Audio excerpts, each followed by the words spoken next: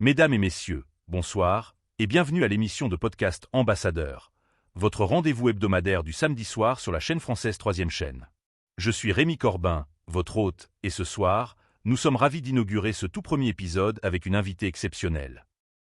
Nous accueillons ce soir Vivienne Corbin, autrice, diplomate culturelle et consultante en relations internationales. Vivienne, bonjour. Bonjour Rémi, bonjour à toutes et à tous. C'est un plaisir d'être ici pour ce lancement. Dans cette émission, nous allons explorer le rôle de l'ambassadeur dans notre monde contemporain. Quelle est la réalité du métier derrière les salons feutrés, les discours officiels et les négociations à huis clos? Quel est le quotidien de celles et ceux qui représentent un pays à l'étranger? Et surtout, que signifie encore représenter un pays en 2025? Ah, mon tout premier jour, c'était à Lisbonne. Il faisait une chaleur étouffante, et pourtant j'avais mis un tailleur bien trop strict. Vivienne, pour commencer, vous avez exercé en tant que conseillère culturelle dans plusieurs capitales. Pouvez-vous nous raconter votre tout premier jour dans une ambassade? D'accord. Alors voulez-vous parler des sujets clés des discussions sur les efforts des civilisations de l'organisation de l'OTAN et les quotas de Trump qui ont connu leur conservation en Iran et en République islamique? Ouais, bien sûr. L'OTAN est-elle uniquement une organisation militaire? Non, l'OTAN est une organisation politique et militaire. Elle défend les intérêts des États membres, tout en promouvant des valeurs communes, telles que la démocratie et l'État de droit. En quoi l'OTAN est-elle perçue comme un rempart civilisationnel? L'OTAN est parfois vue comme un défenseur des valeurs occidentales face à des régimes autoritaires comme la Russie ou la Chine, et, dans certains discours, elle est associée à la défense de la civilisation occidentale. L'OTAN a-t-elle une vision d'unité civilisationnelle? L'OTAN ne se définit pas directement comme une organisation civilisationnelle, mais elle promeut des valeurs démocratiques et des libertés individuelles, qui peuvent être vues comme des éléments civilisationnels. Comment l'OTAN gère-t-elle les tensions internes liées aux valeurs civilisationnelles? L'OTAN tente de maintenir une unité sur les principes de démocratie et de droits humains, mais des divergences existent, notamment avec des membres comme la Turquie ou la Hongrie. L'OTAN peut-elle étendre ses valeurs civilisationnelles à l'ensemble du monde? L'OTAN n'a pas pour mission de répandre ses valeurs à l'échelle mondiale, mais elle cherche à défendre ses principes au sein de ses membres et dans des partenariats stratégiques. Comment l'OTAN justifie-t-elle son expansion vers l'Est? L'OTAN justifie cette expansion par la volonté de promouvoir la stabilité, la sécurité et les valeurs démocratiques dans des régions historiquement sous influence soviétique. L'OTAN peut-elle maintenir sa légitimité à long terme? La légitimité de l'OTAN pourrait être remise en question par ses divergences internes, notamment entre l'Europe et les États-Unis, ainsi que par l'évolution des menaces mondiales. Quels sont les défis civilisationnels auxquels l'OTAN est confrontée aujourd'hui? L'OTAN fait face à des défis tels que le populisme, les tensions entre la Russie et l'Occident, la montée de l'islamisme radical et la gestion des relations avec la Chine. L'OTAN a-t-elle une politique de soft power? Oui, l'OTAN utilise aussi des outils diplomatiques, des partenariats et des programmes d'aide au développement pour renforcer son influence, bien que son rôle principal soit militaire. L'OTAN représente-t-elle un modèle de civilisation supérieure? Certains voient l'OTAN comme un modèle de démocratie libérale, mais il y a des critiques qui l'aperçoivent comme une organisation imposant un modèle occidental au reste du monde. Bon, nous avons répondu à ces 10 questions. Alors, quelles sont les probabilités les plus probables lorsque les défenses ont armé les politiciens proches du gouverneur de l'OTAN de Trump? L'Organisation du traité de l'Atlantique Nord, OTAN, a été fondée en 1949, principalement pour contrer l'influence de l'Union soviétique et garantir la sécurité collective des États-Unis et de ses alliés européens. Pendant la guerre froide, l'OTAN était un rempart contre la menace soviétique. Avec la fin de la guerre froide et la dissolution de l'URSS, l'OTAN a dû réorienter ses priorités, cherchant à maintenir sa pertinence face à de nouveaux défis globaux, notamment la lutte contre le terrorisme, les conflits asymétriques et la prolifération nucléaire.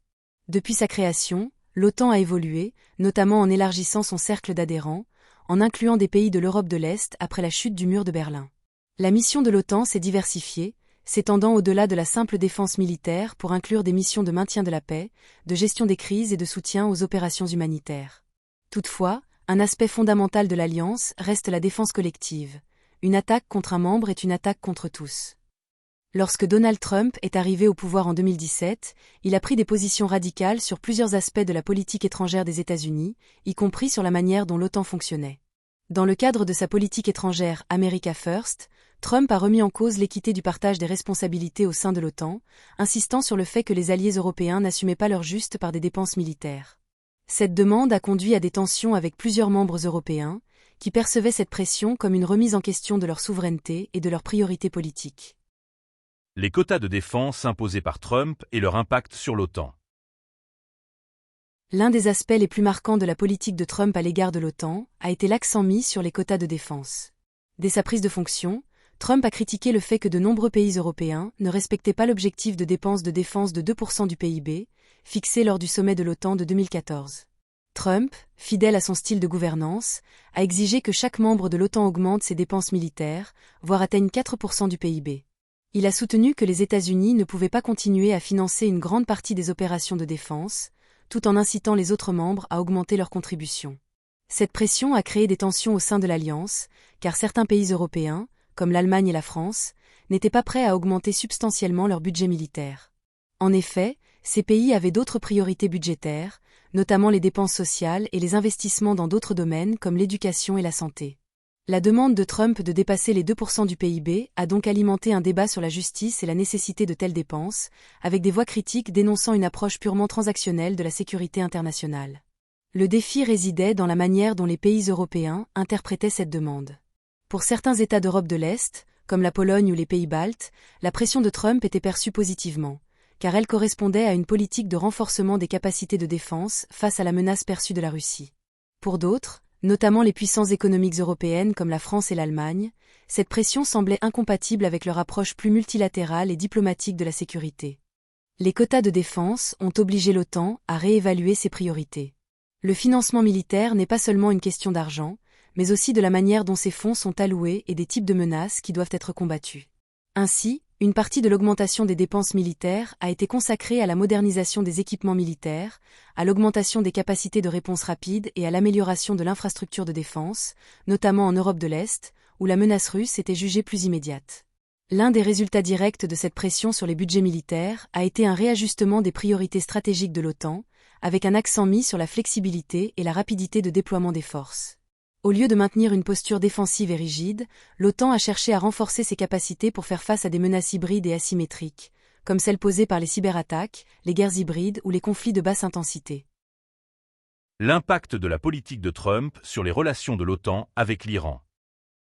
L'impact de la politique de Trump sur l'OTAN ne se limite pas seulement à l'intérieur de l'Alliance, mais s'étend également aux relations de l'OTAN avec d'autres puissances mondiales, notamment l'Iran. Trump a clairement affiché son opposition à l'accord nucléaire avec l'Iran, signé en 2015 sous l'administration Obama. Sa décision de se retirer unilatéralement de l'accord en 2018 a plongé la région du Moyen-Orient dans l'incertitude, exacerbant les tensions avec l'Iran et ses alliés régionaux. Le retrait des États-Unis de l'accord nucléaire a mis l'OTAN dans une position délicate.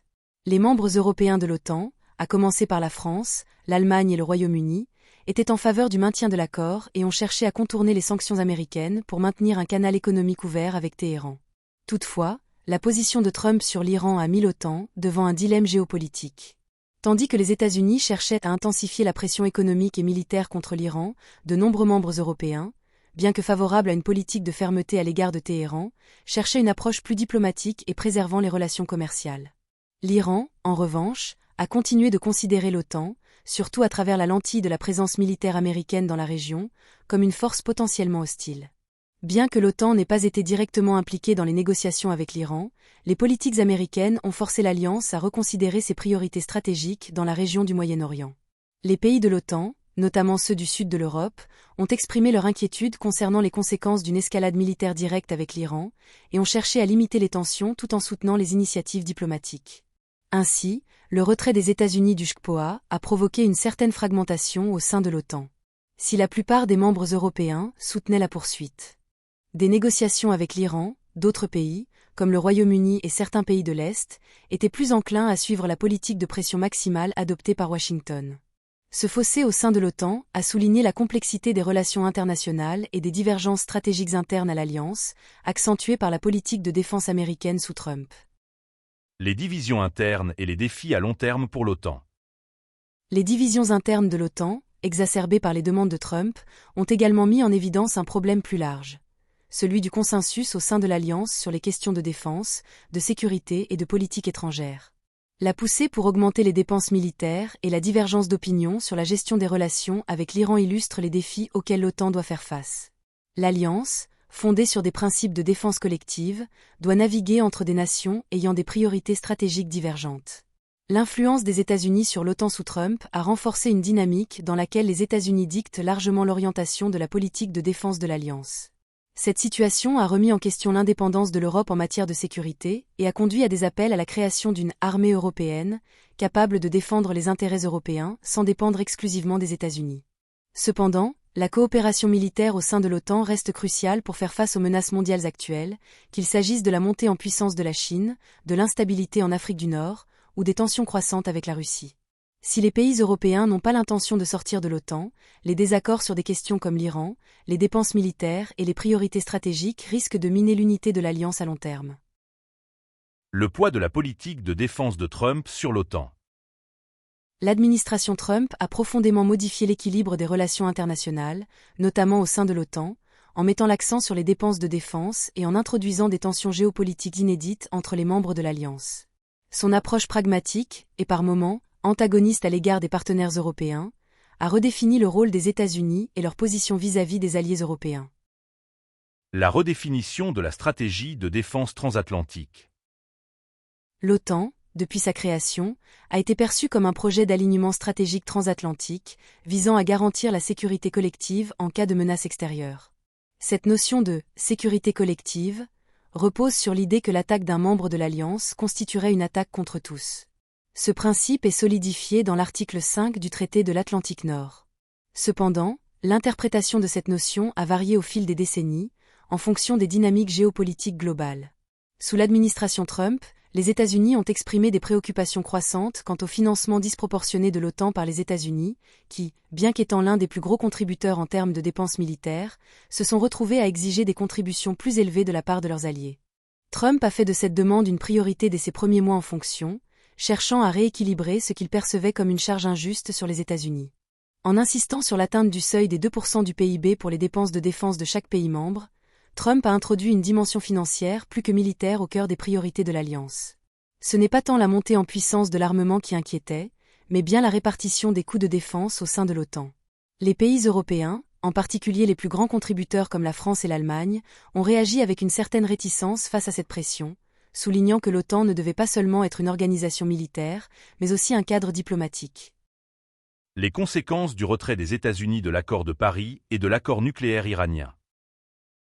En parallèle de sa politique de défense, l'administration Trump a également pris des décisions qui ont eu des répercussions sur les relations internationales, et indirectement, sur l'OTAN. Le retrait des États-Unis de l'accord de Paris en 2017, suivi de leur sortie de l'accord nucléaire iranien en 2018, a placé les alliés européens dans une position difficile.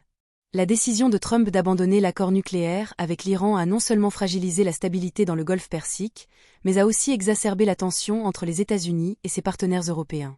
Les membres de l'OTAN, en particulier les pays européens, ont trouvé cette situation complexe. D'un côté, la France, l'Allemagne et le Royaume-Uni cherchaient à maintenir l'accord avec l'Iran, espérant que la diplomatie aurait un effet modérateur sur le comportement de Téhéran.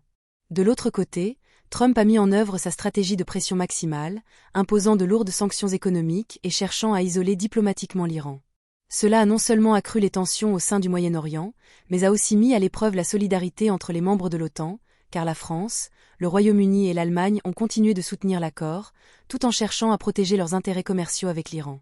La question de l'Iran a également mis en lumière les différentes priorités stratégiques au sein de l'OTAN.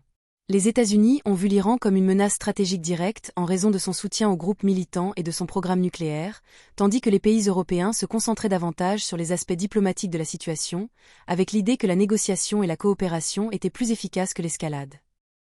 L'OTAN, la Russie et les tensions de défense en Europe de l'Est.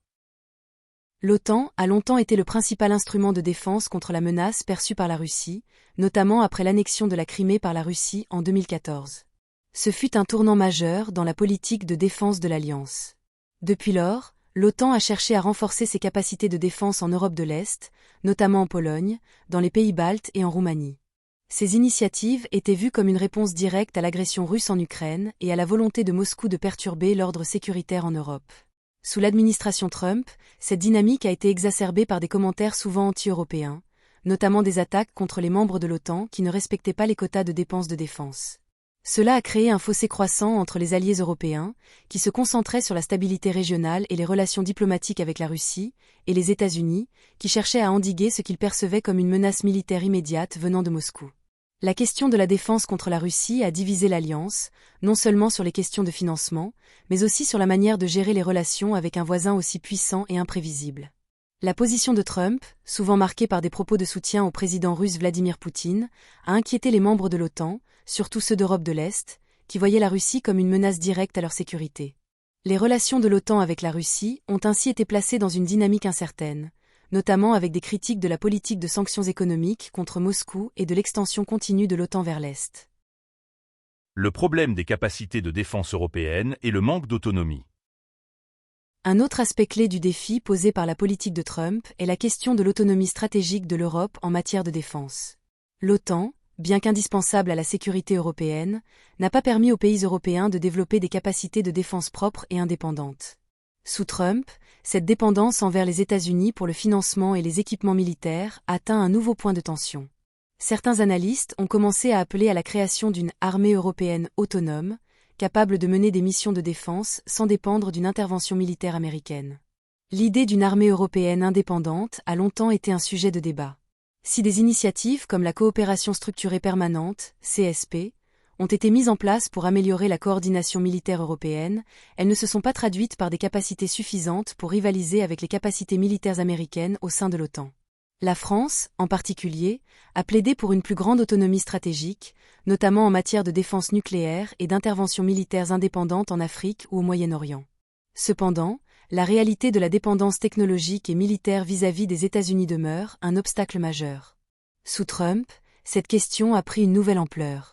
L'administration américaine a clairement mis en avant le fait qu'elle n'était pas prête à s'engager dans des missions militaires internationales sans une compensation financière adéquate. Cela a mis en lumière les faiblesses structurelles de l'OTAN et le manque d'autonomie militaire de ses membres européens, qui doivent composer avec la réalité de la domination militaire américaine dans l'Alliance. Les relations de l'OTAN avec la Chine et la montée en puissance de Pékin. L'OTAN a navigué dans une période de turbulence sous la présidence de Donald Trump. Ses politiques de défense, centrées sur des exigences de contributions financières accrues et un affaiblissement du multilatéralisme, ont mis à l'épreuve la solidarité de l'Alliance. En même temps, les relations avec des puissances tierces, notamment la Russie, la Chine et l'Iran, ont obligé l'OTAN à s'adapter à de nouvelles réalités géopolitiques.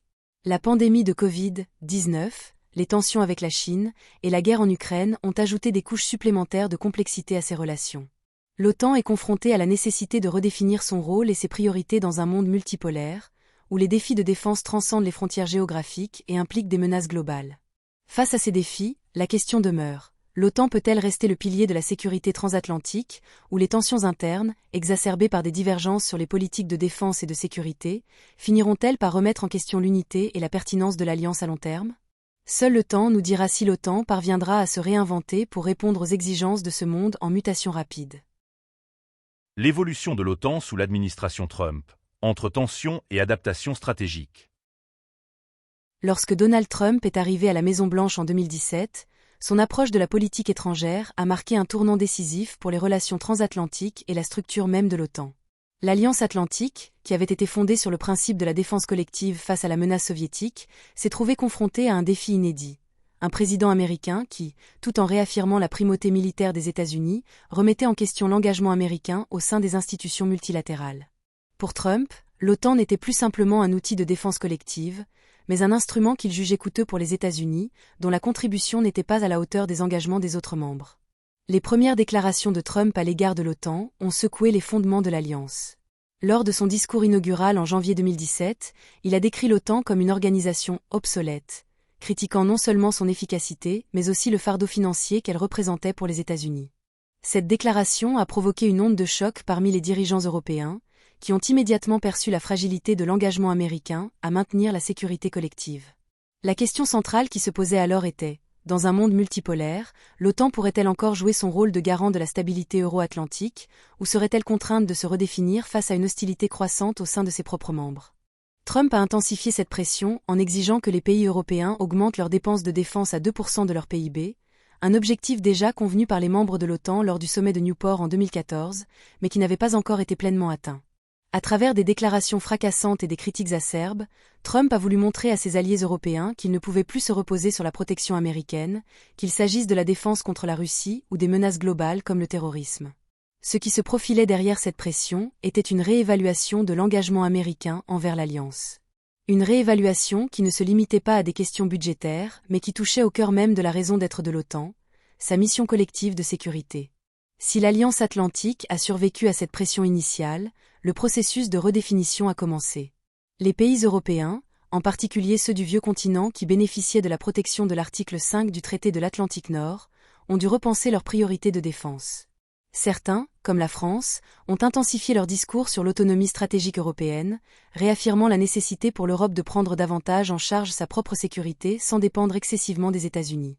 En effet, le président français Emmanuel Macron a plaidé pour une Europe de la défense, arguant que la guerre en Ukraine et la montée en puissance de la Chine exigeaient une approche de sécurité plus intégrée, davantage contrôlée par les Européens eux-mêmes. Cependant, la dynamique géopolitique mondiale a continué à évoluer, et l'OTAN s'est retrouvée face à de nouveaux défis bien au-delà de la simple question du financement. Les relations avec la Russie, un facteur de tension dans l'Alliance.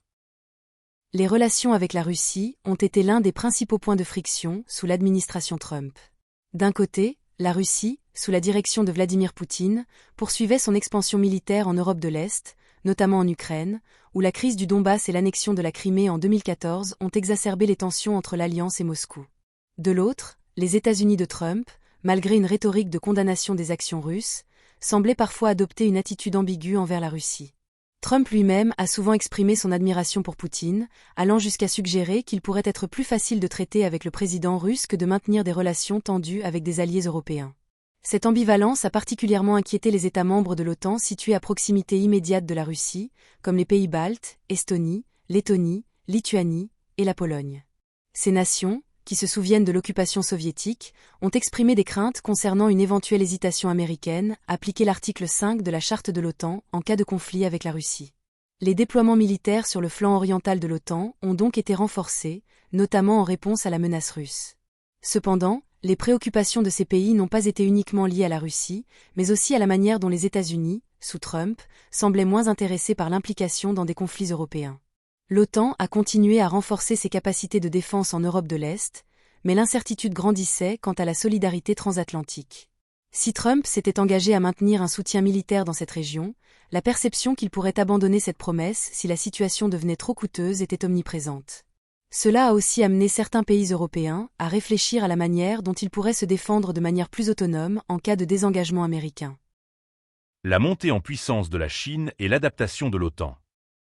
Une autre dimension clé de l'ère Trump a été la montée en puissance de la Chine. Bien que l'OTAN ait été fondée sur des préoccupations principalement européennes, la dynamique mondiale a évolué de manière à ce que l'Alliance doive également tenir compte des défis posés par des puissances non européennes comme la Chine. Le « pivot asiatique » de la politique étrangère américaine, qui visait à concentrer les efforts militaires et diplomatiques américains sur l'Asie-Pacifique, a eu un impact direct sur l'OTAN. Trump a mis l'accent sur la nécessité de contrer l'influence croissante de la Chine, notamment sur le plan économique, technologique et militaire. Cette pression a incité l'OTAN à repenser ses priorités. Alors que les préoccupations russes restaient de mise, la montée en puissance militaire et technologique de la Chine a été de plus en plus vue comme un défi global. L'Alliance, dont la mission était jusqu'alors centrée sur la défense euro-atlantique, a donc dû s'adapter à cette nouvelle donne géopolitique. Les pays membres, notamment ceux de l'Europe de l'Ouest, qui étaient liés économiquement à la Chine, ont ressenti une tension croissante entre leurs intérêts commerciaux et la pression des États-Unis pour adopter une posture plus hostile à l'égard de Pékin. La Chine, par le biais de ses investissements dans les infrastructures mondiales et sa stratégie Made in China 2025, a commencé à redéfinir les lignes de fracture de la sécurité mondiale. Dans ce contexte, l'OTAN a été confrontée à une situation inédite. Comment se positionner par rapport à une puissance non européenne capable de défier les équilibres de sécurité mondiaux, sans compromettre les intérêts européens? Le défi des menaces non conventionnelles et la cyberdéfense. L'ère Trump a également mis en lumière de nouveaux types de menaces, principalement les menaces non conventionnelles telles que les cyberattaques et les guerres hybrides. Alors que la défense traditionnelle se concentrait sur les menaces militaires directes, l'émergence de la guerre informationnelle, des cyberattaques et des manipulations économiques est devenue une priorité pour l'OTAN. Ces menaces, souvent invisibles, mais extrêmement destructrices, ont poussé l'Alliance à revoir sa doctrine stratégique. Les cyberattaques, en particulier, sont devenues un sujet majeur d'inquiétude. Des pays comme l'Estonie, qui avait déjà subi des attaques de grande envergure en 2007, ont insisté sur la nécessité pour l'OTAN d'accélérer son développement dans ce domaine. La Russie, avec ses cyberattaques ciblant les institutions démocratiques et ses ingérences dans les processus électoraux, a montré que la guerre moderne ne se menait plus uniquement sur des terrains militaires. Les États-Unis sous Trump, tout en continuant de se concentrer sur les menaces de la Russie, ont intensifié leurs efforts pour développer des capacités de défense cybernétique. Cependant, l'OTAN, en tant qu'organisation intergouvernementale, a mis du temps à s'adapter à cette réalité en raison des divergences d'opinion parmi ses membres sur la manière de répondre aux cybermenaces. Les attaques cybernétiques, les fake news et la manipulation des opinions publiques sont désormais des outils stratégiques utilisés dans des guerres modernes, et l'OTAN s'est vue contrainte de renforcer ses capacités en matière de cybersécurité. Cependant, ces efforts se sont souvent heurtés à des obstacles politiques internes, avec certains membres de l'Alliance plus réticents à coopérer pleinement en raison de leurs préoccupations en matière de souveraineté numérique et de protection des données. Conclusion. L'avenir de l'OTAN dans un monde multipolaire. L'OTAN, après presque 70 ans d'existence, est entrée dans une période de profonde réévaluation, d'autant plus avec l'arrivée de Donald Trump à la présidence des États-Unis. Sous son administration, l'Alliance a dû faire face à des défis multiples, allant des tensions internes concernant le financement à une remise en question fondamentale de l'engagement américain en faveur de la défense collective. Ces tensions ont exacerbé les défis géopolitiques auxquels l'OTAN faisait déjà face, notamment en raison de la montée des puissances comme la Russie et la Chine. L'avenir de l'OTAN dépendra de sa capacité à s'adapter à un monde multipolaire où les lignes de fracture sont de plus en plus complexes. L'Alliance devra trouver un équilibre entre ses engagements traditionnels envers ses membres européens et son rôle dans un système de sécurité globale en mutation. Si les États-Unis, sous de nouvelles administrations, continuent de chercher à réduire leur implication dans des engagements multilatéraux, l'Europe devra peut-être prendre en main davantage de responsabilités pour maintenir une stabilité dans la région euro-atlantique. C'était un excellent podcast. Félicitations. Merci beaucoup, Madame Vivienne Corbin. Bonne journée et à samedi prochain. Ainsi s'achève cet épisode du podcast Ambassador sur 3e chaîne. Merci à tous nos auditeurs pour leur fidélité et à bientôt pour le prochain épisode. D'ici là, prenez soin de vous et continuez à explorer les grands enjeux du monde actuel. Bonne soirée et à samedi prochain.